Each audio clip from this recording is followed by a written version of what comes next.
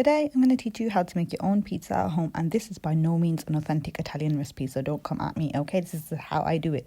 In a large mixing bowl, you want to add in your flour. You can use plain or bread flour, some sugar, some salt, and some quick active dry yeast and some oil as well. I forgot to add in, which is why you can see me adding in later. But then give that a good mix, stick it in your stand mixer, and then using the dough hook and slowly add warm water as it is mixing. You can do this by hand as well. It's just the same concept. Just imagine that the dough hook is your hand. Slowly add the water until it comes together as a sticky dough, and then you can just let it knead for a good 10 to 12 minutes in the mixer. Once the dough is finished kneading, you want to gather it into a bowl. Do this by just gathering the edges and bringing them to the center, and then you want to oil your bowl to make sure the dough doesn't stick as it rises. So place your dough ball in the center and then cover with a clean cloth and allow it to rise for a good few hours. Just forget about it.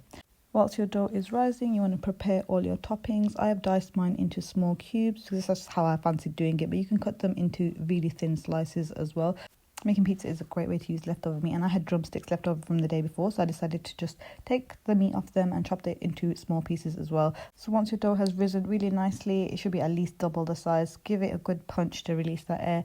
Lightly flour your surface and take a third of your dough, and then basically just gather it up into a ball like you did earlier by gathering the edges to the center, and then just turn it over and then roll it in the palm of your hand.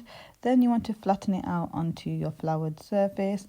And I know you're not supposed to use a rolling pin to roll out pizza dough, but guys, it's so hard just to stretch it out by hand. I do not have the experience.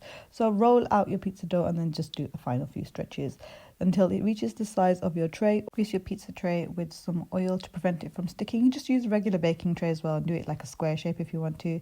And just stretch out the dough so that it fits the tin well, and make sure that some is going up the sides if you want to make a crust. Spread out your pizza sauce onto your base. I just use pizza sauce from a jar. You can buy it from any supermarket. You can make your own if you really want to. I just don't have the energy. For the toppings, I like to do a layer of grated cheddar to start with to stick the toppings on, and then I bob on all my toppings in whichever order you want. Just make sure there's some everywhere, and then season really well with some salt, pepper, and some dried oregano. That's really important. And then layer as much mozzarella on top as you fancy. You can use fresh or grated, totally up to you. That is it ready. Then I like to cover the pizza once again, and I just do it with some cling film whilst the oven is preheating. So it takes about 15 minutes for the oven to preheat, so this is how long we're going to let them rest once again. It'll just aid our crust to be nice and fluffy and soft. So preheat your oven 180 and then let your pizza bake in the oven for about 15 to 20 minutes. It should be nice and cooked to the base, and the cheese should be nice and melted on top. Remove from the tray and then cut with a pizza cutter or a knife and serve yourself a good few slices. And there you have it, guys. A nice, gorgeous pizza with a beautiful soft base.